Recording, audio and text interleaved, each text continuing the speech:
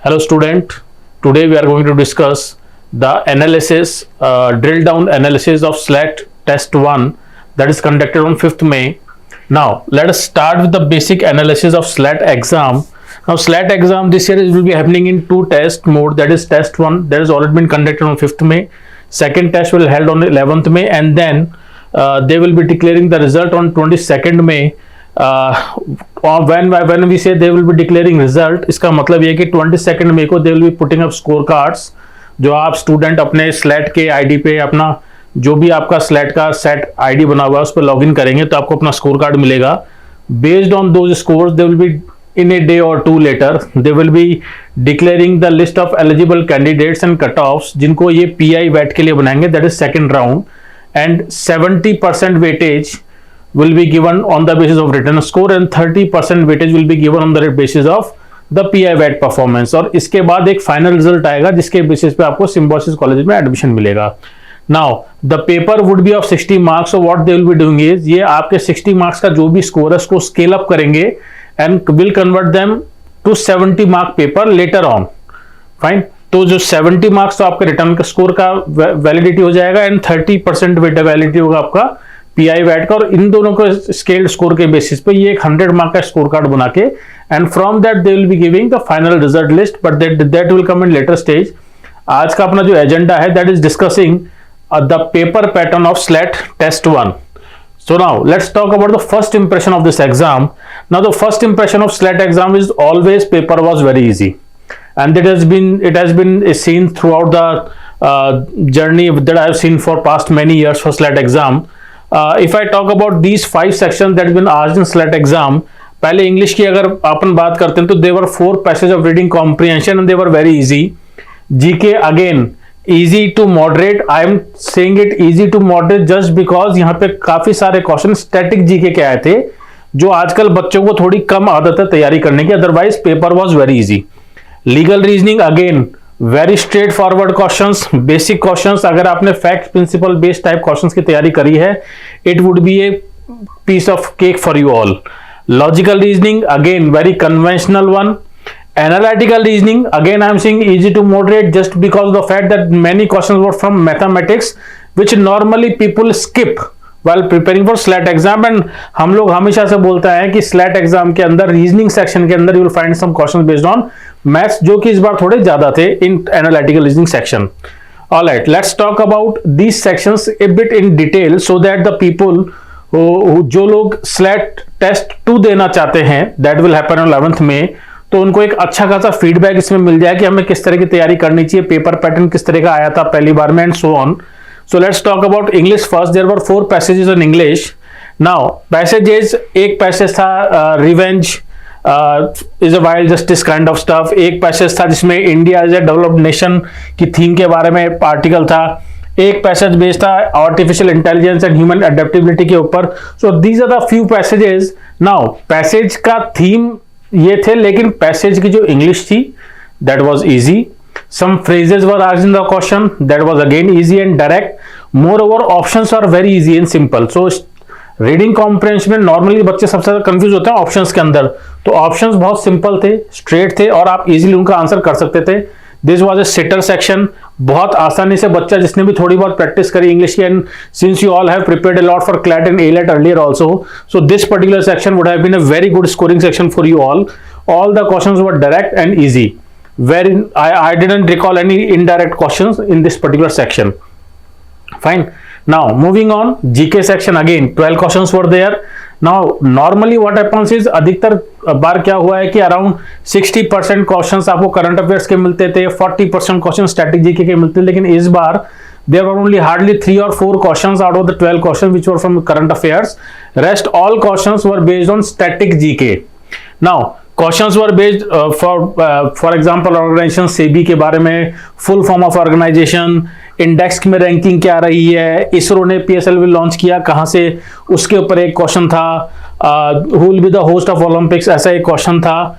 Majority of questions from static GK. Now static GK में भी modern history के एक क्वेश्चन था and there were question which are basic general awareness kind of question, जो एक बहुत बेसिक स्टैटिक जीके का पार्ट अपन मानते हैं, जो नॉर्मली क्लैट की तैयारी करने वाले बच्चों को या स्लैट की तैयारी करने वाले बच्चों को पता होना चाहिए.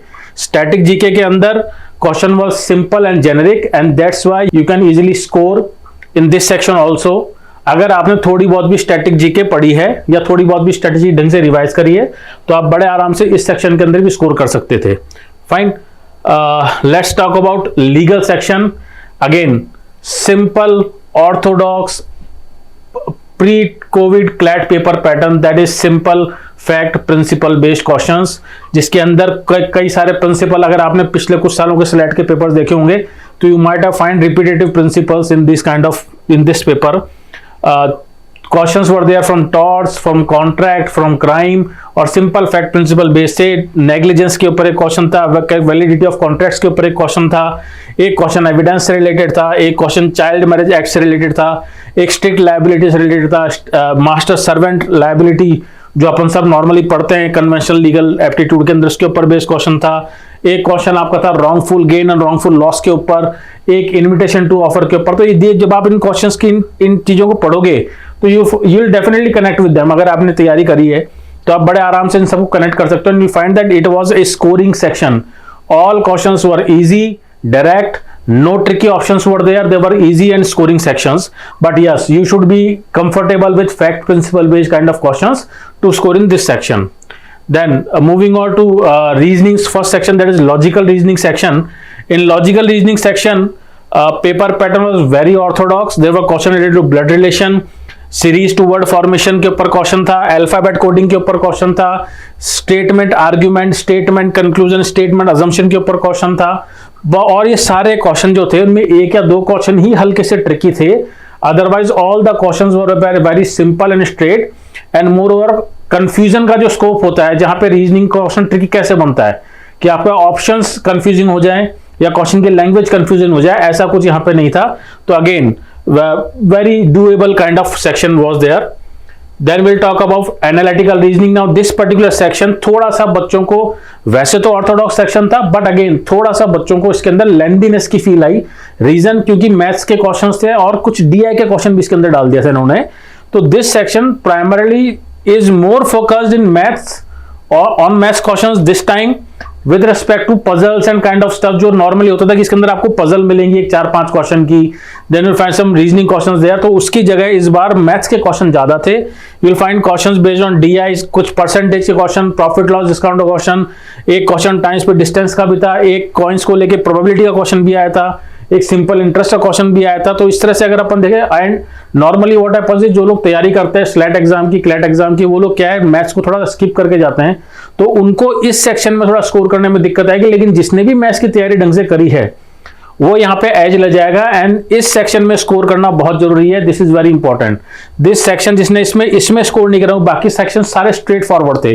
ये एक सेक्शन ऐसा है जहां पे कुछ लोग मिस आउट कर जाएंगे बिकॉज उन्होंने मैथ्स ढंग से नहीं पढ़ी and they will be out of the competition. Rest पूरा सेक्शन डुएबल था। क्वेश्चंस मैथ्स के थे लेकिन बहुत इजी स्ट्रेट थे, इनमें कोई डिफिकल्टी या कोई बहुत खतरनाक कैलकुलेशन इस तरह की चीजें आपको नहीं मिलेंगी।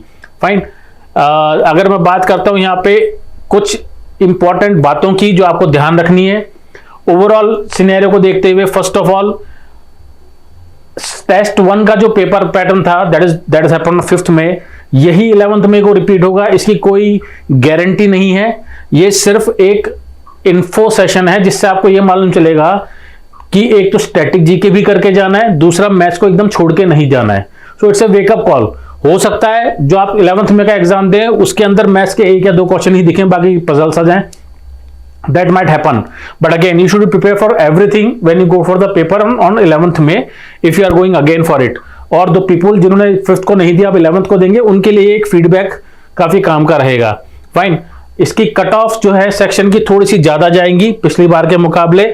These are few expected cut off but again this is only on the basis of 5th में पैटर्न। अभी 11th को भी एग्जाम होगा, उसके बाद ये चीजें रैशनलाइज होंगी, तो एग्जैक्ट कट ऑफ वगैरह क्या होंगी ये सब 11th के बाद ही हम आपको ढंग से बता पाएंगे। सिर्फ एक इंडिकेटिव फिगर है, तो जो भी लोग 11th को देने जा रहे हैं जिन्होंने अभी दिया है उनको एक आइडिया लग जाएगा कि where they stand right now और उनको किस तरह से करना है। जो 11th को देने जाएंगे अगर सेम पेपर पैटर्न रिपीट होता है तो have to put a focus कि हमें बहुत स्कोरिंग पे ध्यान देना है इस पेपर के अंदर। Fine, so this is the basic analysis of SLAT test 1 that happened on 5th में। आई होप इससे आपको काफी अच्छा फीडबैक मिला होगा। जिन्होंने एग्जाम दिया है उनको थोड़ा प्रेडिक्शंस मिले होंगे और जो अब 11th को देंगे उनको एक फीडबैक मिला होगा। I hope this session will give you some quality input in terms of academics. Thank you. CLATPAP will always be there to help you out in further sessions also.